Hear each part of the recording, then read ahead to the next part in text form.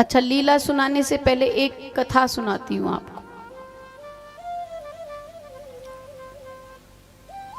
क्योंकि आप लोग भी बार बार सोचते होंगे कि ये बहुत समझाती रहती है, ज्यादा ही कुछ समझाती है कि प्रेम करो प्रेम करो प्रेम करो। पर भैया क्या करें, ब्रजवासी तो प्रेम ही होते हैं, तो वो प्रेम का ही पाठ पढ़ाने आते हैं। कल आपको कथा में पता चलेगा कि ब्रज में जाकर के उद्धव भी महाज्ञानी थे लेकिन प्रेमी बन गए, सब ज्ञान छोड़े आए। क्योंकि प्रेम में ही परमात्मा बसता है। तो ब्रज की गोपी कैसी थी, एक छोटी सी कथा सुनाती हूं।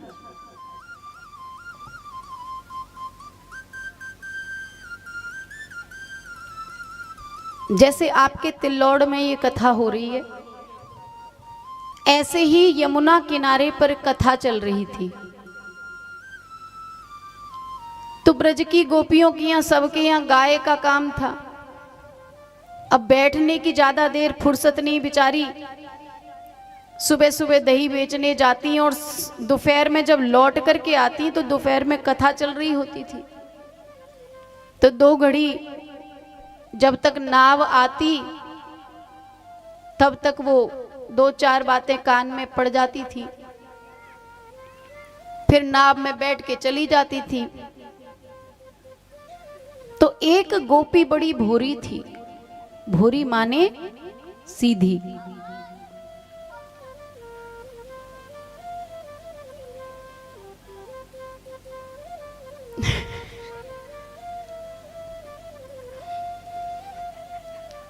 सुन ली, हमारे महाराज जी ऐसे हमारी नकल उतारते हैं, कह रहे तुम्हारी तरह जय हो।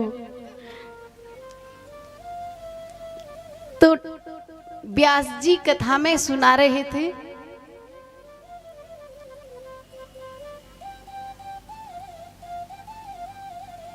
कि राम नाम से भवसागर पार हो जाते हैं। लाइन याद हो गई, समझ में आ गई बात? राम नाम से भवसागर पार हो जाते हैं। अब ये बात गोपी के कान में पड़ गई। ध्यान से सुनने की बात है और समझने की बात है। हंसने की बात तो एक अलग बात है, पर समझने की बात है कि कथा को कैसे सुनना चाहिए। 7 दिन की कथा में से अगर एक दिन से एक बात को चुनकर जीवन में धारण कर लिया तो 7 दिन में 7 बात हो गई, समझो 7 जन्म सुधर गए। उस गोपी ने पूरी कथा में से ये एक लाइन पल्ले में बांध ली कि महाराज जी कह रहे हैं कि राम नाम से भवसागर पार हो जाते हैं। तो सागर तो बहुत बड़ा होता है। अब बेचारी भवसागर तो जानती नहीं कौन सा भवसागर, उसने सोचा सागर, तो सागर तो विशाल होता है। अगर राम के नाम से सागर पार हो सकता है तो ये छोटी सी यमुना जी पार क्यों नहीं हो सकती। विश्वास के साथ वो पल्लू में गांठ बांध ली कि महाराज जी व्यास गद्दी से जो बोल रहे हैं वो बात झूठ नहीं हो सकती, सत्य है, ये मान लिया उसने।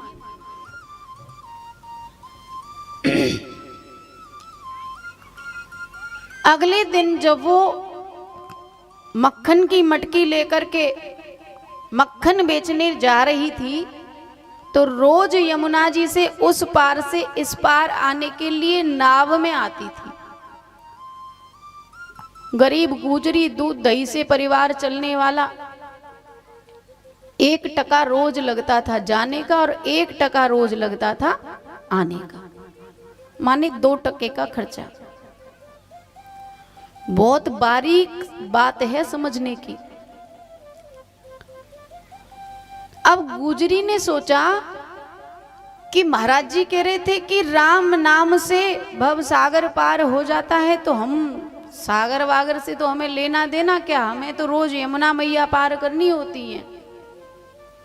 भजन का भजन हो जाएगा और 2 टके भी बच जाएंगे। वो जो 2 टके बचेंगे वो घर परिवार में काम आ जाएंगे, जो राम नाम है वो हमारे जीवन में काम आ जाएगा, प्रेम से यमुना जी पार हो जाएंगे। समझ में आई बात कि नहीं आई? आ रही है ना?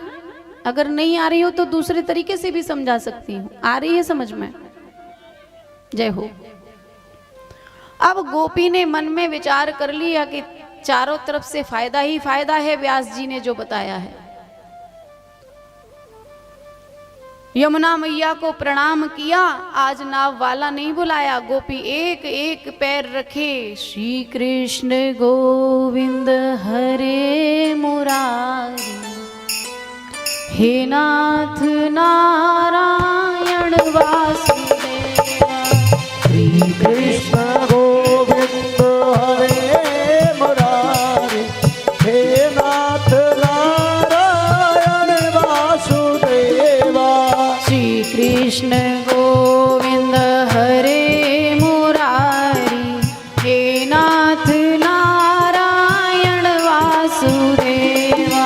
श्री कृष्ण गोविंद हरे मुरारी, हे नाथ नारायण वासुदेवा।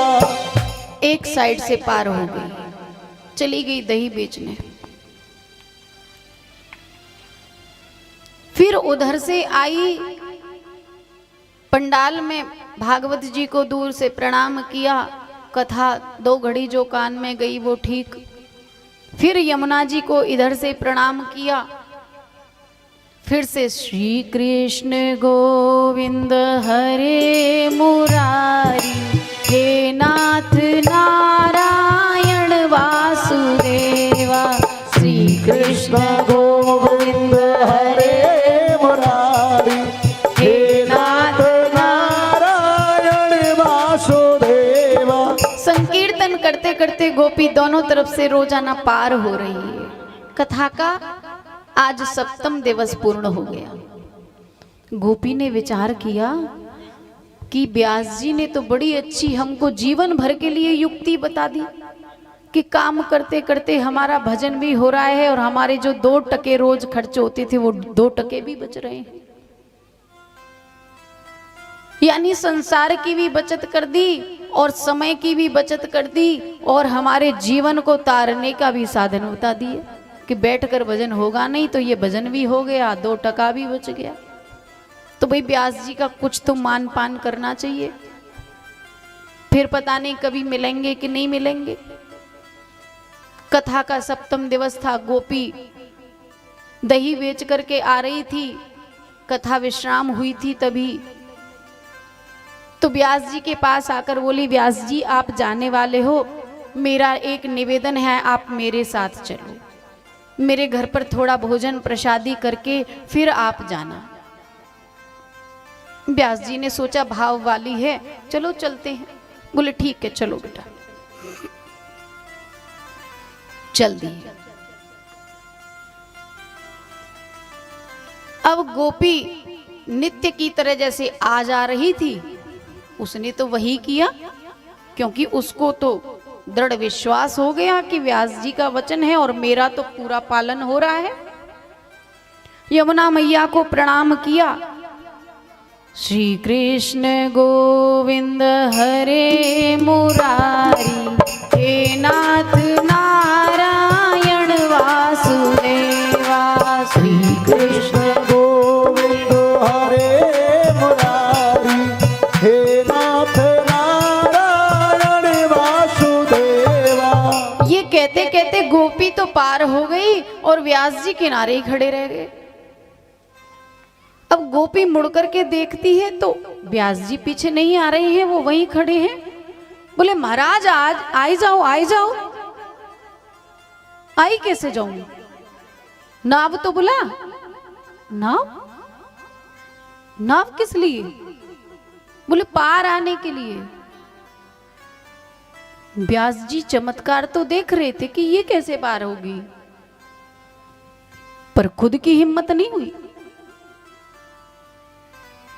कहते हैं ना, दूसरे को शिक्षा देना आसान है पर खुद उस नियम का पालन करे तो पहले है। गोपी बोली महाराज यो जतन जो हम करके आई है वो आपने ही बताया, अब जब आपने हमको जतन बता दिया तो आप क्यों नहीं आ सकते? बोले नहीं गोपी मारना चाह रही है, 2 रोटी खवाएगी, मत खवा, हमारे बालक बच्चे भूखे मर जाएंगे। गोपी बोली कुछ नहीं होगा, आ तो जाओ। बोले नहीं आओ। गोपी उधर से फिर कीर्तन करती करती आई वापस। बोली मारो पल्लू पकड़ लो। व्यास जी बेचारे बड़े परेशान के कहां फंस गया मैं। बोले आज तो कई, पर आज के बाद कभी नहीं कहूंगा ऐसे।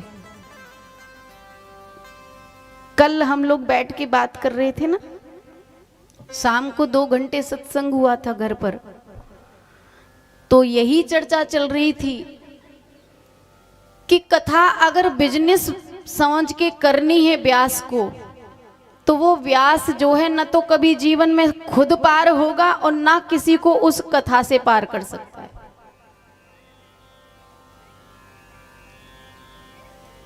बिहारी जी के सेवक बनकर के, बिहारी जी के भरोसे जीवन को जो जीने वाला कथा वक्ता होगा, उसके वचन का प्रभाव अपने जीवन पर भी होगा और दूसरों के जीवन पर भी होगा। अब वो वक्ता कह तो गया जोश जोश में कि भवसागर से पार हो जाते हैं, लेकिन उस भवसागर से पार होने वाले नाम को लेने के लिए खुद को भी तो इतना विश्वास होना चाहिए। होना चाहिए कि नहीं? बात गलत कह रही हूँ बाबूजी कि सही कह रही हूँ? बेटी हूँ, गलत कहूँ तो लगा दियो, चलेगा। अब बताऊं आपको सच्ची बात, जब पहले दिन हम आए थे तो सचिन भैया से पूछना, हमें 3 दिन इतना भयंकर बुखार था, पर आपको किसी को भी महसूस नहीं होगा कि दीदी को बुखार था? नहीं था ना? तो हमारी यमुना मैया कह रही थी दीदी आप जितनी देर गद्दी पे रहती हो आपका बुखार कहाँ चला जाता है? कथा तो इतनी मस्त मस्त कर देती हो। मैया कथा हम करते ही नहीं, हम कब करते हैं कथा? ये तो आपका भ्रम है कि कथा कोई व्यास कर रहा है। कथा स्वयं ठाकुर जी करते हैं और कथा स्वयं ठाकुर जी सुनते हैं। करने वाले भी ठाकुर जी हैं और जितने यहाँ समक्ष बैठे हैं मेरी राधा रानी और मेरे ठाकुर जी ही तो बैठे हैं।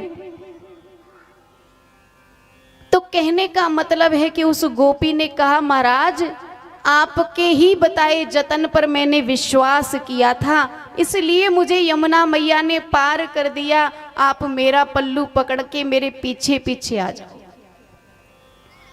व्यास जी ने पल्लू पकड़ लिया, आंखें बंद कर ली। अब आगे आगे गोपी चल रही है।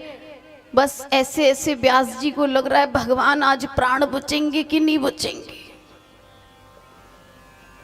श्री कृष्ण गोविंद हरे मुरारी, हे नाथ नारायण वासुदेवा।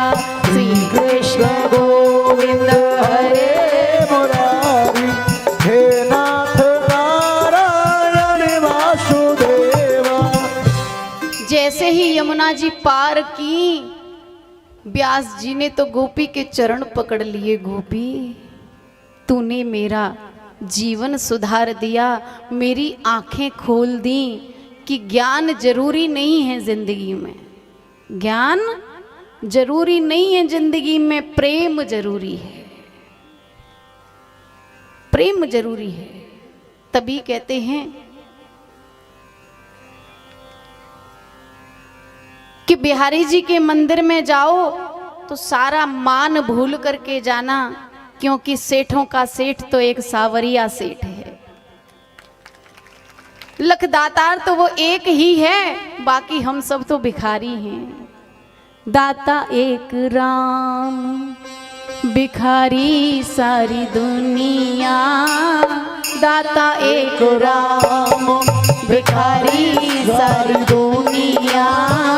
दाता एक राम। राम जी एक दातार हैं, हम सब तो भिखारी हैं उसके आगे।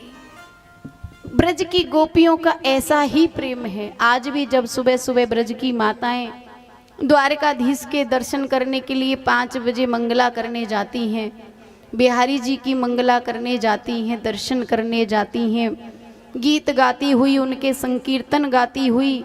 तो आज भी ब्रज की मिट्टी में वही खुशबू आती है। जो पक्का ब्रजवासी होगा, जो ब्रज के नाम से कमा खा रहा होगा, उसकी बात नहीं कर रही हूं, लेकिन जो ब्रज की मिट्टी से पैदा होगा वो सच्चा प्रेमी होगा। वो कथा पैसे के लिए नहीं करेगा कि मुझे इतने लाख मेरी दक्षिणा है, वो तो प्रेम के लिए कथा करता है कि तुम कथा कराओ, हमें कुछ नहीं चाहिए, जो देगा परमात्मा देगा। क्योंकि हर व्यक्ति, हर जीव अपना भाग्य लेकर के आता है, दाना पानी लेकर के आता है। आगे हमारे ठाकुर जी ने बड़ी सुंदर सी एक लीला की। एक गोपी झूठी सी शिकायत लेके पहुंच गई, अरे यशोदा मैया